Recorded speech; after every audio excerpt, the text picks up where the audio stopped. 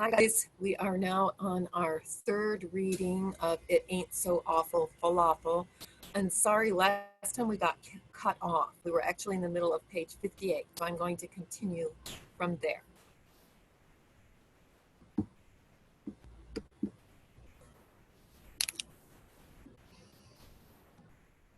A bunch of kids are still giggling. Settle down, she says. Now let's open up our books and see what's in store for us. Cindy, can you please tell us? That's as far as she gets.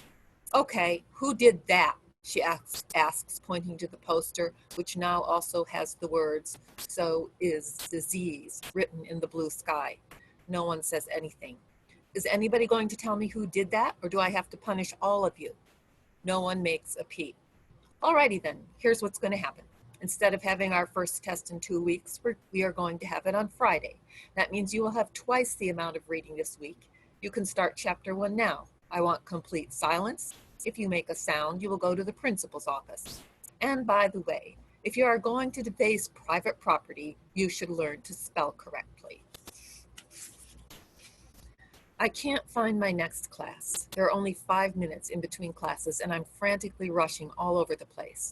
I realize eventually that I have been running in circles in the wrong part of the school, like those hamsters in the pet shop running on a wheel going nowhere fast. I'm panicking. Finally, I find the room, but dear God, it's too late. The teacher, Miss D'Angelo, has started taking attendance, even though the class is still pretty rowdy and loud. I take the first empty seat I see. I'm all out of breath. When Miss D'Angelo gets to my name, she pauses. I recognize her look of sheer panic. It's that face you make if you bite into a lemon instead of an orange. Before she begins the many embarrassing attempts to pronounce it, I interject. You can call me Cindy. Thank you, because I needed help with that name, she says. Then the class becomes very quiet while everyone stares at me.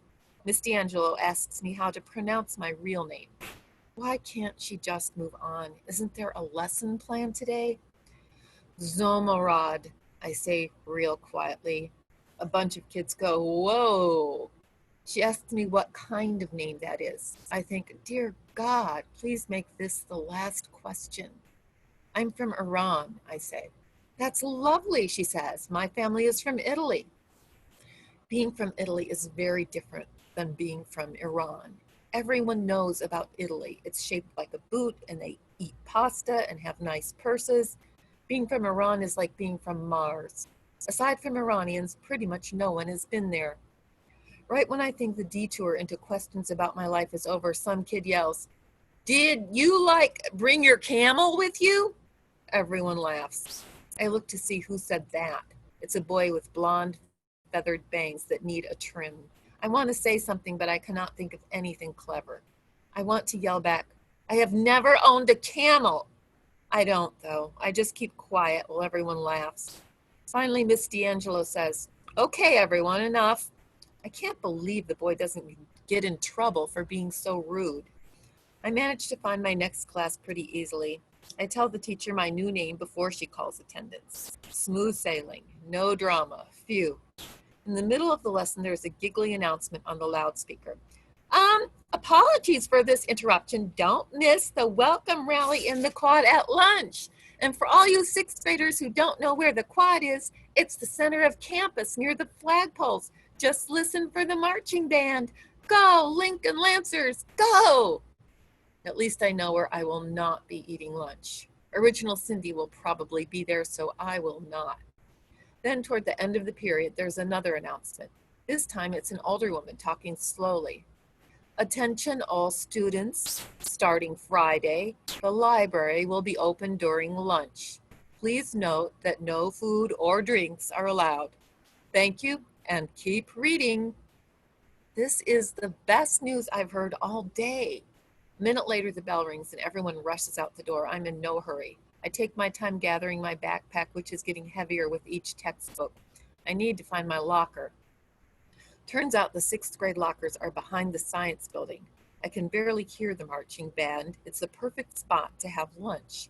I sit on the ground against the lockers, unwrap my bologna sandwich, and eat it slowly. Then I stay there, reading my social studies book, waiting for the bell to ring. Only 3 more days until the library opens. I can't wait. I didn't have that many friends in Compton. For the first few months we lived there, I didn't speak English. Even after I learned English, my parents didn't want me going to other people's houses since they didn't know them. Our next door neighbor was in my class, but she had a big dog that always growled at us. They also had a sign on the chain link fence that said, "Warning, guard dog on duty." It was the opposite of a welcome mat. That is why I love books so much. They've always been there for me, and I can take them wherever I go. But still, when I found out that we were moving to Newport Beach, I was hoping to start a different chapter in my life. I will always love books, but it would be nice to have some living, breathing friends. As I walk home that day with my heavy backpack, I know one thing. All the kids already have friends, and there's no room for newcomers.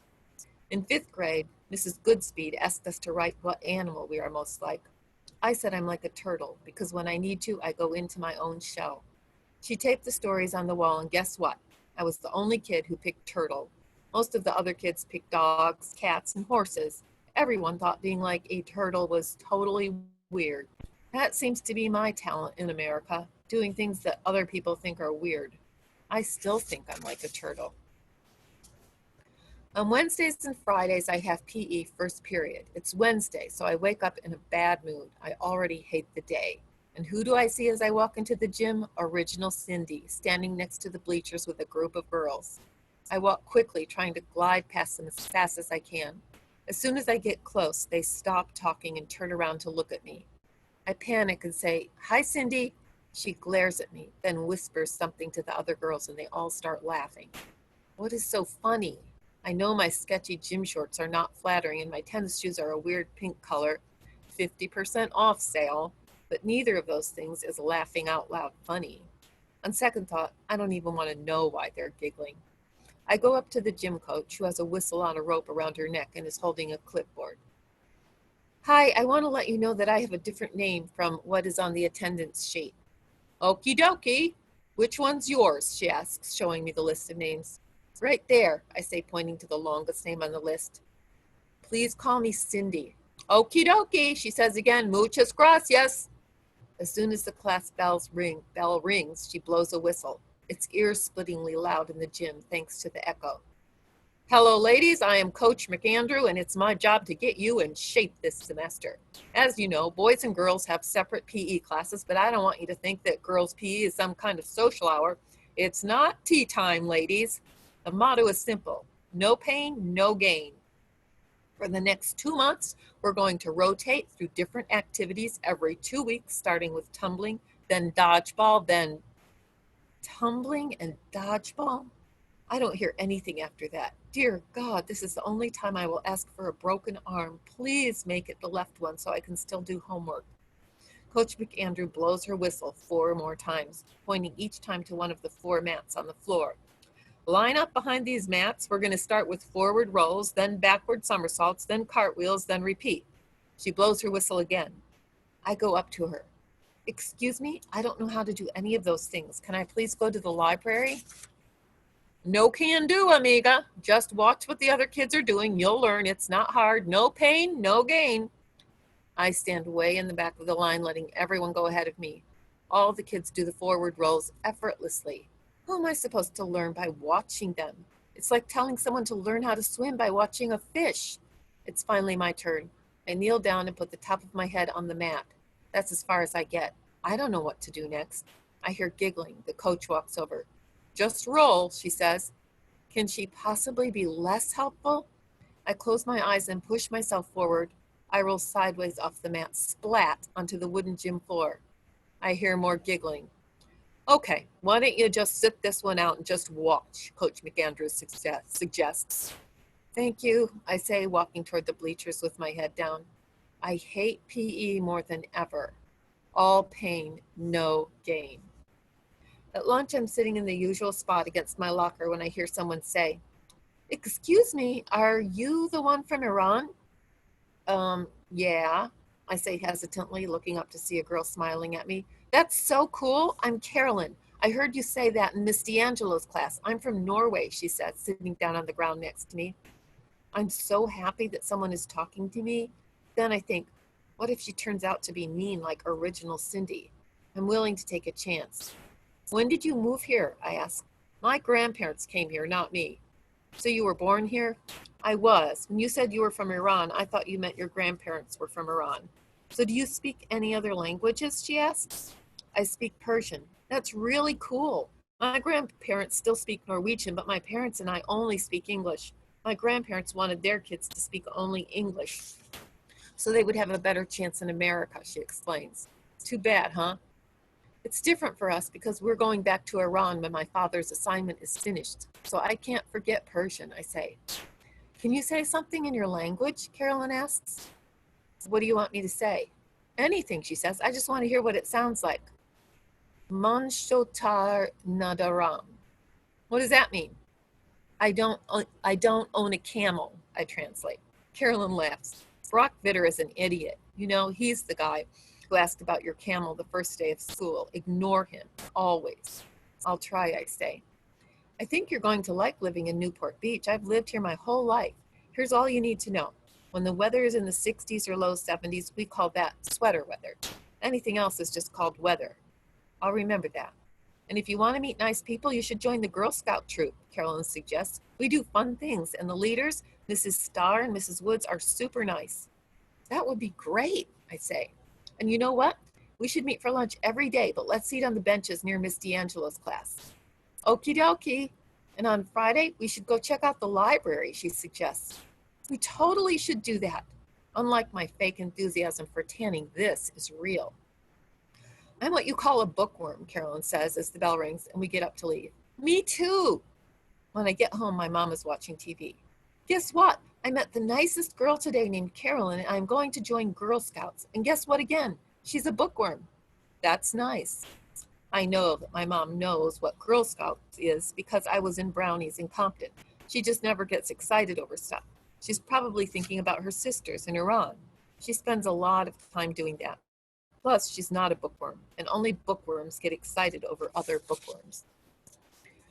Carolyn's last name is Williams, which means that our lockers are near each other. I've only had one conversation with her, but I've already decided that she's the coolest person in Newport Beach.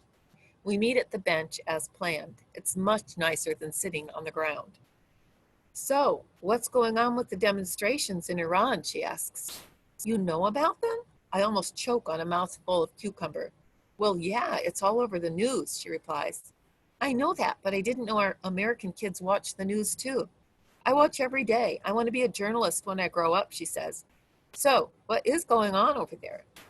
It's a big deal because we normally don't have demonstrations. We don't have freedom of speech, so people can't complain about the Shah, which is what we call our king, I say. You can't complain at all? She asks. Not at all. Whoa, that's hard to imagine. We're allowed to complain about anything and everything, Carolyn says. If you don't like something the president does, you can put a bumper sticker on your car telling everyone behind you how you feel. You can start a petition. My mom started a petition once when they were going to cut an after-school program for kids who need extra help. I think about that for a second and try to imagine my mom starting a petition. There's no way in a million years. You can't do that in Iran, I tell her. That's not all, Carolyn goes on, getting revved up. You can write letters to the newspaper, you can organize a rally, or if you just can't wait to be heard, all you need is a poster board, a marker, a street corner, and your voice. You guys are so lucky. Iranians can't do any of those things. The Shah's military stops all demonstrations, I say. Why hasn't the Shah stopped them? He's tried. Some protesters have gotten killed, but the people keep protesting. What exactly are they protesting, she asks, offering me some of her barbecue potato chips. Lots of things. In the early 50s, Iran had a really popular prime minister, Mohammad Mossadegh. He was actually elected by the people, but the United States and British governments got together and got rid of him. Wait, why did they do that? Carolyn asks. They wanted to make a profit from Iran's oil, and Mossadegh wouldn't let them. He said the Iranians should profit from the oil, not foreigners. That makes sense to me. Me too, but the Shah was willing to let Western powers profit from Iran's oil, so the United States and the British made him the leader. Iranians are still mad about this. So people are protesting because of what happened 30 years ago? There's other stuff too. Some people don't like the ways that the Shah is trying to make Iran modern. Other people are angry that the Shah and his friends are getting all the oil money and not sharing it with the rest of the country. There's a ton of other stuff too. It's not like it's just one or two things. How come you know so much about that Muhammad guy? The 50s was so long ago. He's a huge hero in Iran. Everyone knows the story. I see. So tell me more about Iran, Carolyn says. I can tell that she's going to be an excellent journalist someday. Everything is so different. Like what? Where to begin? We don't have barbecue potato chips, I offer. These are so good. You can have the rest, but seriously, tell me, she pleads. Just as just as I open my mouth to say something, the bell rings. Meet me here again tomorrow, Carolyn instructs me. I want to hear part two of this story. For sure, I answer, wiping the bright orange barbecue spices from my fingers onto my jeans. On Friday, I wake up with a smile on my face, even though I must endure the medieval torture known as PE class. I have someone to eat lunch with. Then we're going to check out the library. Sure enough, when I get to the bench by Miss D'Angelo's room, Carolyn is already there. I thought about your question yesterday, and I have a bunch of stuff to tell you. Let's hear it, Carolyn says. My name's not really Cindy. I know, you told us that in Miss D'Angelo's class. Why did you change it? It's such a pain. No one remembers my name, and it's too long. You should see my old library card. Half my last name goes down the side like a waterfall. Carolyn laughs. Do you want me to call you by your real name? No, thanks. So what else is there, Cindy? She asks. In Iran, we speak a different language and eat different foods, but those are not the big differences for me. What do you mean? Ever since we moved to America, I have to go everywhere with my mom so I can translate. It's like I'm the mom now. Why doesn't she learn English? She stays home all day, so her only English teacher is the TV. She knows things like hurry, sale ends Monday, and Kellogg's Frosted Flakes. They're great. Carolyn laughs again. I can't believe how wonderful it is to have a friend who is genuinely interested in what I have to say and who is not obsessed with horses. It is the best feeling. There are things that are hard here that are easy in Iran. Like the first time I went to the doctor here with my mom, the receptionist asked for her first name. I said, Nastaran. So the receptionist said, oh, goodness gracious, I'll have to call her something else. Let's see. We can shorten that to Nasty? Oh, no, that won't work. Not nasty. Then she started to giggle. That's terrible, Carolyn interjects. It gets worse. Unfortunately, at that moment, my mother decided to practice speaking English. Yes, I am nasty, she said, which made the receptionist laugh even louder. So I told my mom to please be quiet. Nasty is not a nice word, I whispered. But how was she supposed to know? That was pretty much the last time she tried to speak English. That's tough, Carolyn agrees, nodding her head. I appreciate that she's not laughing at my mom. At least your mom has someone in her family who can help her. Yes, families are very close in Iran, I continue. They usually have an older person living with them, maybe a grandparent or a widowed aunt. I don't see that here. Where are the old people? Most grandparents live on their own, and when they can't, they move into senior homes like Leisureland, she said. My Aunt Tilly lives there. We don't have those in Iran. People just make room in their houses. There's always room for one more person, especially for an old person. That's really nice. I can't believe Carolyn is so interested in my country. Her enthusiasm encourages me. We also don't have weekends, I continued. Fridays are the only day off, and most kids spend the whole day doing homework. We have homework starting in first grade and lots of it. School is a lot harder in Iran. You go to school on Saturdays and Sundays? She asks. Sad but true, but the strangest thing is that being smart in America is not cool. In fifth grade, I got a perfect score on the math test at the beginning of the year that we're supposed to take at the end of fifth grade. It's not like I suddenly expected to be popular, but I thought the kids would at least congratulate me. Instead, they kept calling me brain.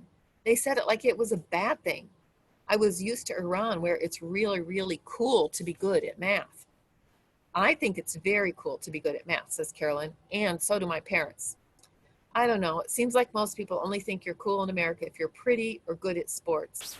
I don't look like anybody who is considered pretty here, and I don't know how to play basketball or how to do the monkey bars. And please do not say the word tumbling around me or I will have an allergic reaction. And I hate dodgeball. How is that even a game? I hate it too. It should be called, Here's Your Chance to Be Mean and Get Points for It. My cousins get all kinds of awards in Iran for being good at math and chemistry. I've always wanted to be just like them. They've even had their names in the paper a bunch of times, and my aunts and uncles brag about it to everyone. I guess the kids here would call them dorks too, I said. I'd like to meet your cousins, Carolyn said. So what college do you want to go to? I don't know. I'm at a loss. I've never thought about that. I want to go to either Stanford or Occidental and study journalism, she said. I want to report the news on TV, like on 60 Minutes. You'd be good at that, I tell her. I have never met anyone who has asked me so many good questions about Iran. Usually people ask me about camels, which, for the record, I have only seen once in the zoo. Friday after school, I find a note slipped in my locker from Carolyn. Do you want to come to my house on Saturday at noon? We can swim and have lunch. Call me. Below that is her number. When I get home, my mom is watching the Phil Donahue show, which means her mood could go either way depending on the show's topic. I can't risk asking her and getting a no. I decide to wait and ask my dad. As soon as I hear the garage door opening, I rush to meet him. Baba, can I please go to a friend's house tomorrow? Her name is Carolyn. She likes math and for sure wants to go to college. Sounds great, he says. But you have to drive me. She lives in Harbor View Hills. I don't know where that is. I'll look it up on the map. I go back in the house. Mama, I yell. I won't be here for lunch tomorrow. I'm going to a friend's house. Remember the one I mentioned? That's nice, she says. On the way over to Carolyn's the next day, my dad practices his English. This is what his accent sounds like. Good morning, Mrs. Williams. My name is Mohsen Yousafzadeh from Iran, and it is nice to meet you. I try to help him say Williams instead of Williams, but he claims his mouth does not work that way. Maybe I'll introduce myself as Mo, he says. Before I can tell him no, he asks, what about George? That's an easy name, and everyone has heard of George Washington. By then, we are almost at Carolyn's, and I'm getting worried. Just say your real name slowly and don't mention being from Iran. They already know that. And don't talk about the oil industry unless Mrs. Williams says, tell me about the oil industry. That will never happen. Harbor View Hills is very pretty. It's full of big trees, flowers, and real houses, not condos. I know this because a condo usually shares at least one wall with a neighbor. Thanks to the Rules for Condominium Living binder, I now know a whole bunch of facts about a second useless, boring topic, condos, the oil industry being the first. Carolyn's front door has a wreath on it decorated with real flowers and lemons. I have never seen lemons used as decoration, but it looks nice. I wonder if the Williamses will eat them at some point. It would be a waste not to. We ring the bell. I can tell my dad is practicing in his head. When Carolyn's mom opens the door, he says, Hello, Mrs. Williams. Hello, I am Mohsen Yousafzadeh. Please call me Mo or George. Carolyn's mom pretends that my dad has just made perfect sense. I'm so happy to meet you, she says. Carolyn has told me many nice things about Cindy. My dad nods his head a few times, turns around, and leaves. He doesn't even say goodbye to me. I think he's embarrassed. All that practice did not help. Carolyn runs up to the door. Welcome, come in, let me show you around.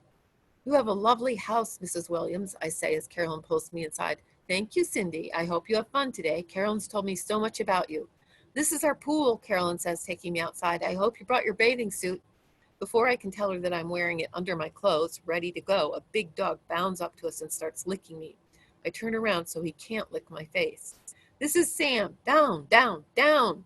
I don't know where our cat Elizabeth is. She's probably sleeping someplace. Come, I'll show you my room. Get down, Sam. And as soon as we walk into her room, what do I see? A beanbag chair. And not just any beanbag chair, but an extra cool one covered with orange shag. She also has a parakeet named Tweety, plus all the Nancy Drew books, the Boxcar Children's series, and the complete set of Encyclopedia Britannica. How lucky is she? I love your room, I say as I scan her bookshelf. Hey, you've read Black Beauty? It's one of my favorites. That copy was my mom's when she was our age. I'll show you her books later, but let's eat first. I'm starving. We go to the kitchen and sit down at the table under a huge sign that reads, If you dream it, you can be it. We have a sign at our house too, by the front door. It says, Please take off your shoes. We eat tuna sandwiches and chocolate chip cookies and chat about school. During lunch, Mrs. Williams calls, Matt, come and say hello to Carolyn's new friend. My brother's in high school and he's a straight A student, Carolyn tells me. A tall, skinny boy shows up. Nice to meet you, he says, shaking my hand. Nice to meet you too. He reminds me of my favorite cousin in Iran, Mehrdad. After lunch, we play a game of Yahtzee, which Carolyn teaches me, and then we go in her room so she can change into her suit. I'm already wearing mine, so I take off my clothes and fold them neatly on her bed. As soon as Carolyn is ready, we run to the pool and jump in. Carolyn knows how to dive. She can also touch the bottom of the deep end with her hand. We spend 2 hours swimming, doing cannonballs, and chatting about school and our teachers. It was a great day, but the best part was when Carolyn said that she told her mom about my perfect score on the math test at the beginning of 5th grade and that her mother had said, Bravo! It's my first bravo ever. I love this family. Okay. Okay, that's the end of recording for today, or of reading for today. And we are on page 85 of It Ain't So Awful Falafel. See you next time.